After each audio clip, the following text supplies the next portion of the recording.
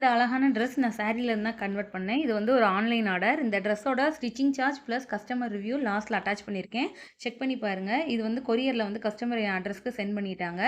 Courier unbox பண்ணிட்டு கஸ்டமர்ட்ட ஆன்லைன்ல நான் மெஷர்மென்ட் எடுத்துக்கிட்டேன். பாட்டம்ல வந்து இந்த மாரி லைட் கிரீன் கலர் வரும். பல்லு போர்ஷன்ல டார்க் கிரீன் வரும். ஸோ கஸ்டமர் சொன்னது மாரி நான் கஸ்டமைசேஷன் பண்ணியாச்சு. இதுக்கு வந்து லைனிங் என்னையே சோர்ஸ் பண்ண சொல்லியிருந்தாங்க. ஸோ லைனிங் வந்து 3.5 மீட்டர் எடுத்திருக்கேன். இந்த மாரி ஃப்ரண்ட்ல வந்து பேட்டர்ன் நெக் வரும். பேக்லயும் இந்த மாரி பேட்டர்ன் நெக் வரும். பேக்லயும் நம்ம பார்டர் அட்டாச் பண்ண போறோம். ஃப்ரண்ட்லயும் பார்டர் அட்டாச் பண்ணி ரெடி பண்ண போறோம். இந்த பார்டர் எல்லாமே கன்சீலா இருக்கும். எந்த இடத்துலயுமே நமக்கு பிசுறு இருக்காது. அந்த அளவுக்கு பெர்ஃபெக்ட்டா ஸ்டிச் பண்ணியிருக்கு.